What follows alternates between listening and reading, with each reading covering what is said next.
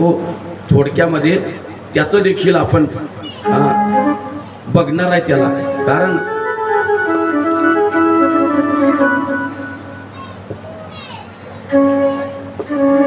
माल मुकुंदा जय नंद लाला, कृष्ण कन्हैया जय गोपाला.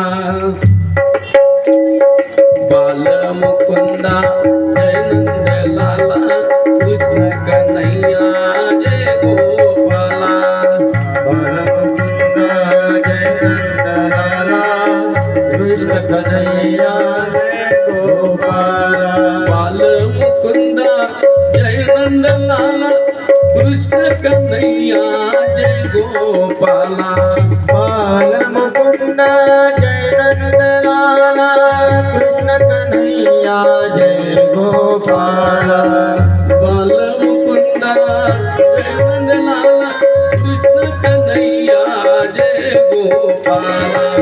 बाल मुकुंदा जय नंद लाला, कृष्ण कन्हैया जय गोपाला. बाल मुकुंदा जय नंद लाला, कृष्ण कन्हैया जय गोपाला. बाल मुकुंदा जय नंद लाला, कृष्ण कन्हैया जय गोपाला. बाल मुकुंदा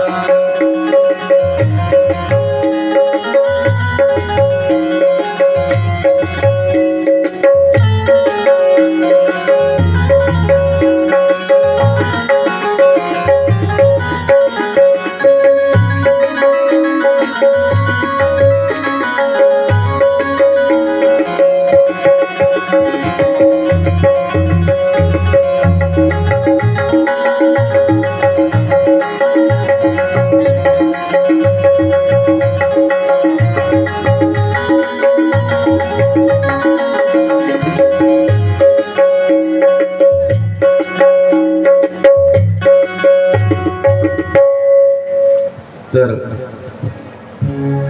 ओम नमो भगवते वासुदेवाय.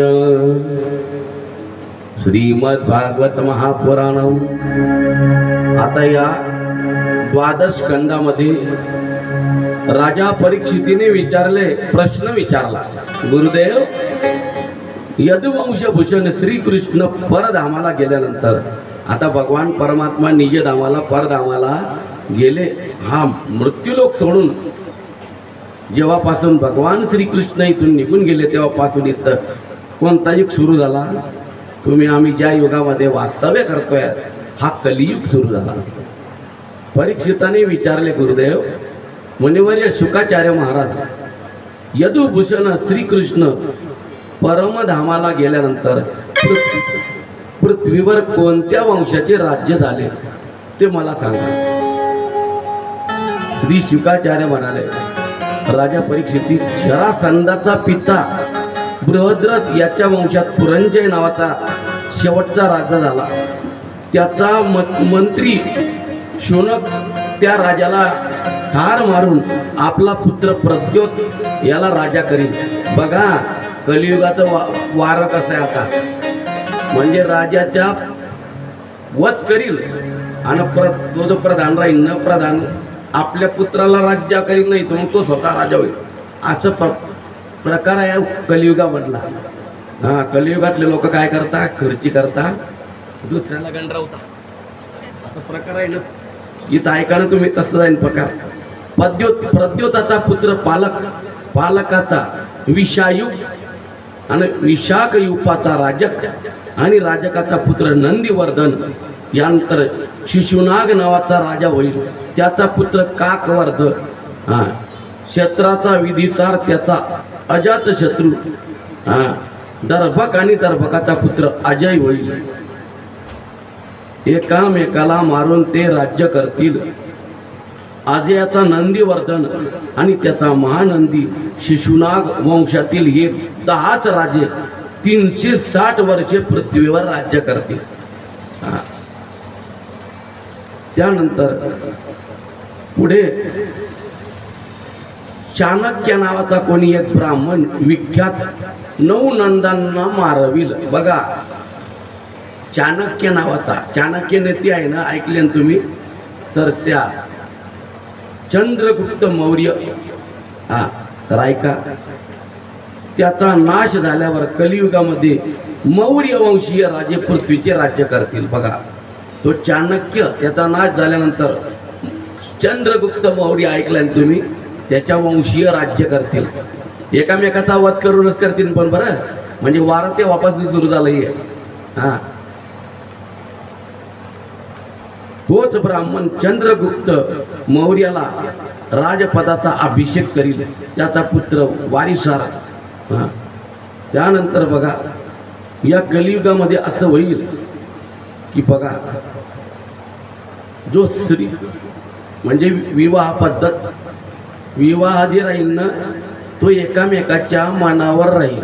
हा, आई वडील घरी राहतील तोपर्यंत मुलगा ना मुलगी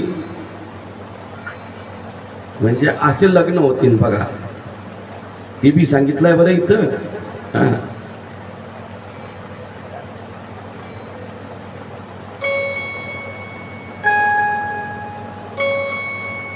शुकाचार्य महाराज म्हणतात, राजा परीक्षिती,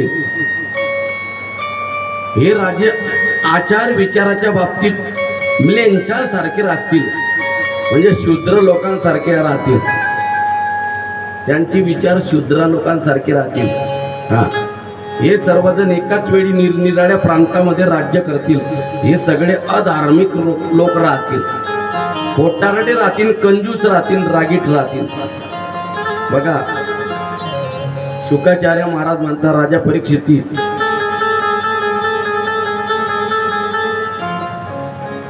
बलवान काळाच्या प्रभावाने उत्तरोत्तर धर्म, सत्य, पवित्रता, क्षमा, दया, आयुष्य, बळ आणि स्मरणशक्ती यांचा लोप होऊन जाईल. कलियुगामध्ये ज्याच्याकडे धन राहील ना, संपत्ती असेल ना,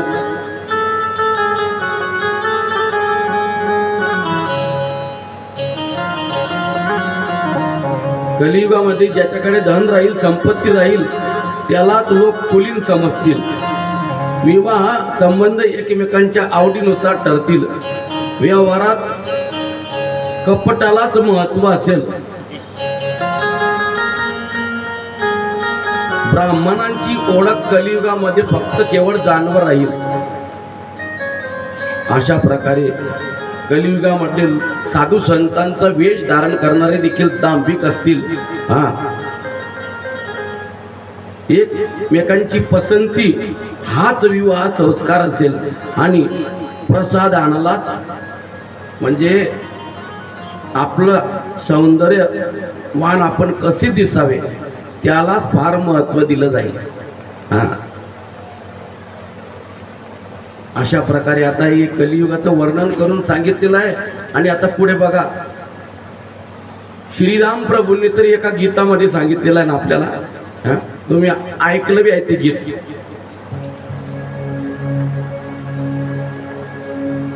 ओ हे जी रे,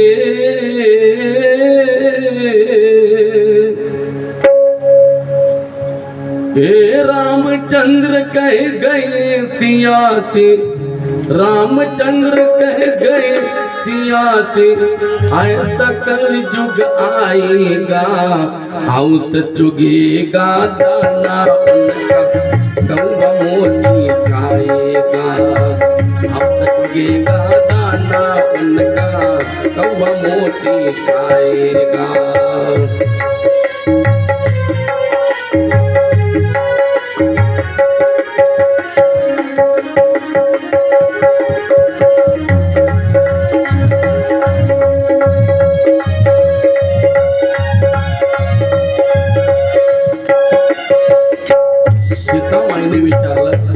प्रभू, कलियुगामध्ये धर्माची अवस्था कशी असेल?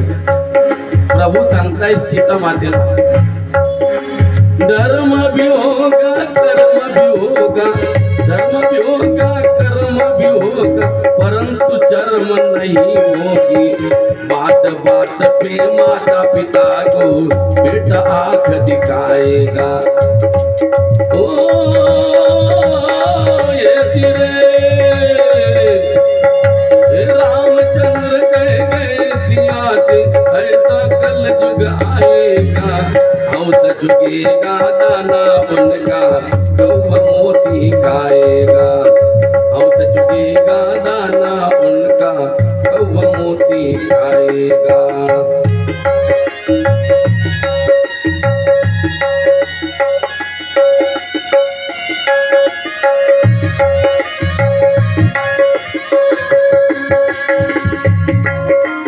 सुनो दिया कल युग में काला धन और काले मन होगे वो मन होगे।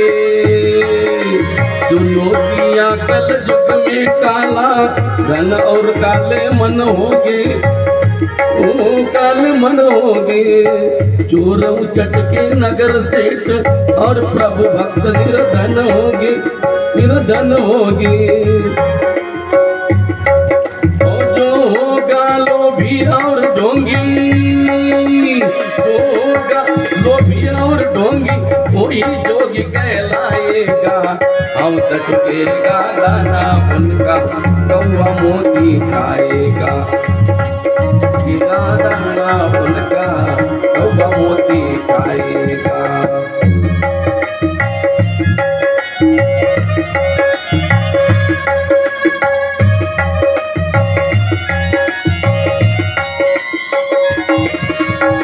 राजा और प्रजा में होगी निज दिन खेचातानी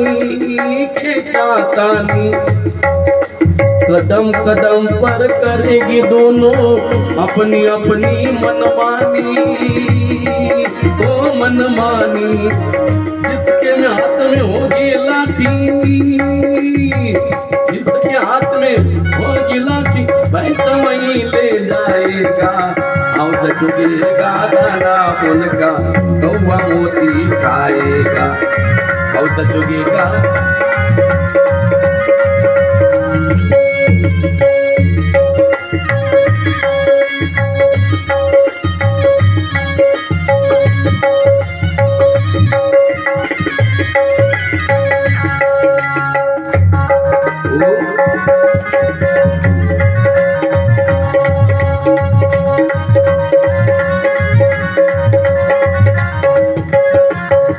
मंदिर सुना सुना होगा भरी होगी मधुशाला ओ मधुशाला।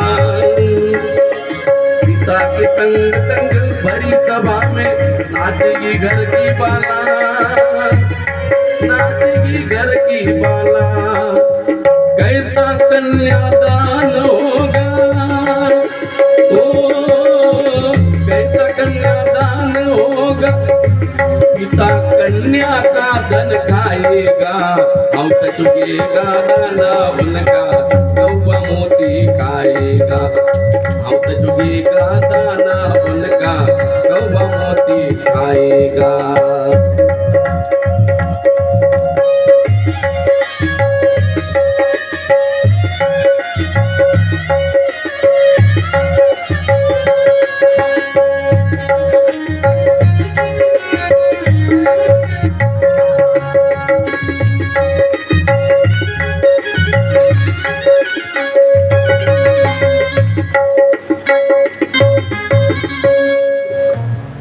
मर्यादा पुरुषोत्तम प्रभू रामचंद्रांना सीतामाईने विचारलं तर प्रभू रामचंद्रांनी कलियुगाची सर्व कृती त्रेतायुगामध्ये सीतामाईला सांगितली की कलियुगामध्ये असली अवस्था सीते कलियुगामधल्या लोकांची राहील। तर मोऱ्याने कधी डोळे ताणले तर आई वडील काय करतील सर्व त्यांचं असतं पण त्यांचं काय दुर्दैव असतं बिचारांचं त्यांची उडेरी ऐकावी लागते। असं सर्व सांगितलं प्रभूंनी की जे लोक खरोखर तपस्वी असतील जोगी असतील त्यांना मानणार नाही लोक पण ते ढोंगी राहतील ना त्यांच्याजवळ पहिले जातील आणि मग नंतर बंबलतील। करता का नाही आमका बाबा आला पया त्याच्या मागे आणि मग नंतर बबलता म्हणजे तो तर जन्म द्या तुझ्या दोन थोबाड्यात टाकायला पाहिजे. तिथं तर पडला कशाला होता? चांगल्या ठिकाणी देवाच्या जवळ जाणं, देवावर विश्वास ठेव. अरे देवासारखा कोणीच नाही, कोणताच बाबा नाही. हा भरोसा ठेवायचा नाही कोणावर. हा, कारण त्यांचे विचार, कलियुगामधल्या लोकांचे विचार असे आहे, म्हणून त्यांच्यावर भरोसा ठेवायचा नाही. ठेवायचा असला तर फक्त कोणावर? भगवंतावर. हा, कारण एक भगवंत शरण जाण्याला म्हणून या चरण जावे. सर्व भावे देवाची तो हा उतरील पार भव नदीचा. भव नदीच्या पार फक्त उतरवून देणारा भगवान परमात्मा आहे. बाकी कोणी करू शकत नाही. बाकी काही जीवन कोणा करता. सर्व सांगितलेलं आहे की राजा और प्रजा में नीचे दिन खेच्यातानी होगी. ऐकणी आता खेच्यातानी तानातानी त्यांच्या विचारांना प्रजेचे विचार एक होत नाही.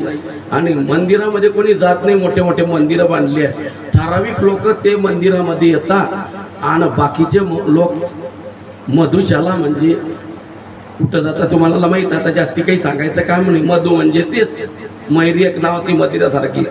आणि भरी सभा में बघा नाची की घर की बाला. आता एक काही सांगावं लागतं पूर्वी. आता तुम्हाला मी याच्या अगोदर बी सांगितलं. ते राम प्रभू सांगताय सीतामाईला की बा कलियुगामधल्या लोकांना आपली मुलगी डान्स करते तर त्याचा मोठा काय आहे? आरशा आहे त्याने गोवानी टाकतात. पण ऐका, नाचणाऱ्या बाईकडे मुली म्हणा का, मुलगी म्हणा का, स्त्री म्हणा, याकडे पाहण्याचा दृष्टिकोन लोकांचा शुद्ध असतो का, चांगला असतो का, वाईट असतो? सांगा, इमानदारीनं सांगा.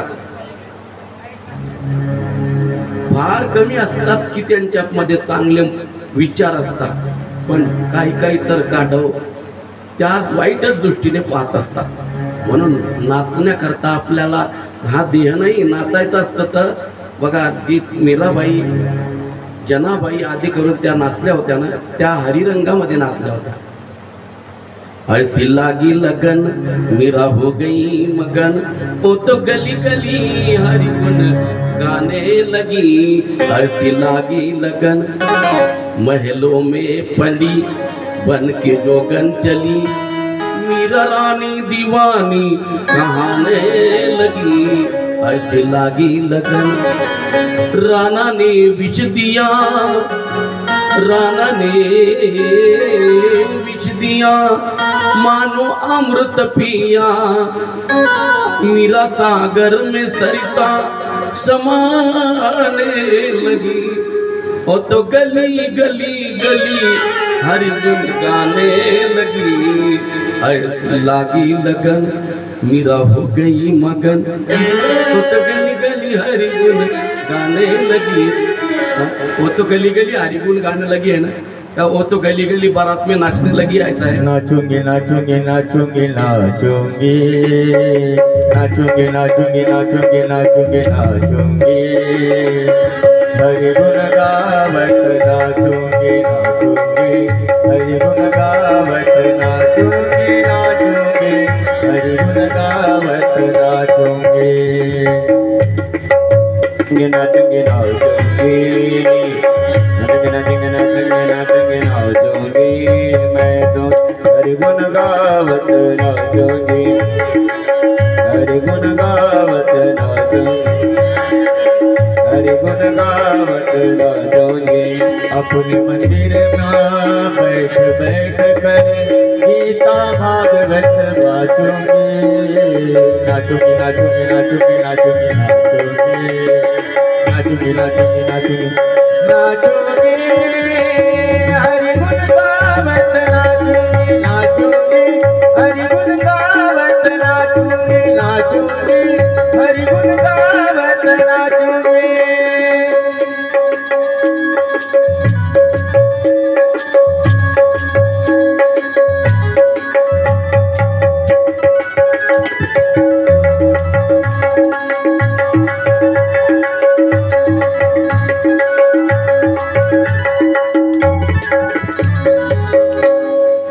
आता बघा, असं कलियुगामध्ये अवस्था अशी राहील लोकांची सांगितलेलं आहे.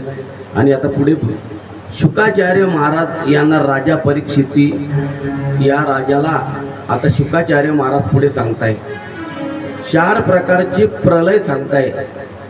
बघा 4 प्रकारचे प्रलय ते म्हणजे एक पहिला प्रकार त्याचा पहिला प्रलय नैमित्तिक प्रलय, दुसरा प्राकृतिक प्रलय, तिसरा आत्यंतिक प्रलय आणि चौथा म्हणजे नित्य प्रलय. असे 4 प्रकारचे प्रलय शुकाचार्य महाराजांनी राजा परीक्षितीला उपदेश केलेला आहे त्या प्रलयांचा. आणि आता शुकाचार्य महाराज आता राजा परीक्षितीला अंतिम उपदेश करताय. अंतिम म्हणजे शेवटचा उपदेश करताय. शुकाचार्य महाराज म्हणतात, राजा परीक्षिती, या श्रीमद भागवत महापुराणामध्ये ब्रह्मदेव ज्यांच्या रजोगुणातून आणि शंकर तमोगुणातून प्रगट झाले आहेत, त्या विश्वात्मा भगवान श्री हरीचेच वारंवार वर्णन आलेले आहे. हे राजन परीक्षिती, आता मी मरेल हा अविचार मनातून काढून टाक. बघा शुकाचार्य महाराज काय सांगताय, आता तू अविचारी गोष्ट मनामध्ये ठेवू नको, कारण तू काय केलेलं आहे, कथामृत प्राशन केलेलं आहे.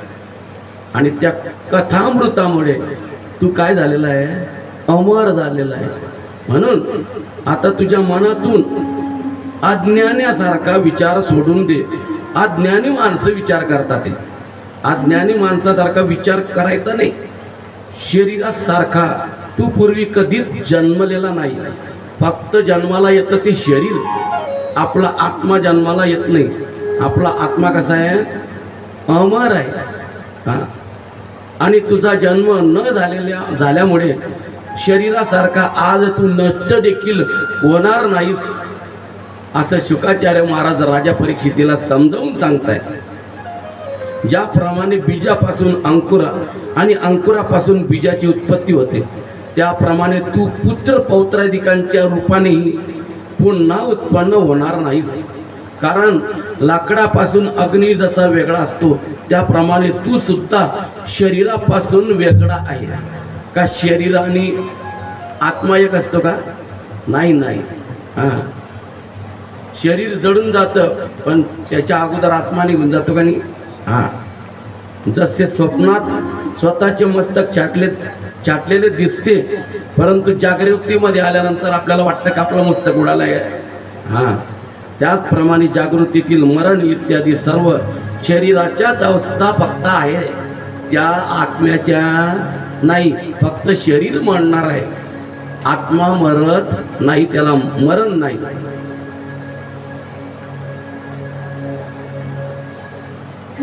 मनच आत्म्यासाठी शरीर, विषय आणि कर्मांची निर्मिती करते, आणि त्या मनाची निर्मिती करणारी अविद्याच जीवाला संसार चक्रामध्ये अटकवण्याला कारणीभूत असते.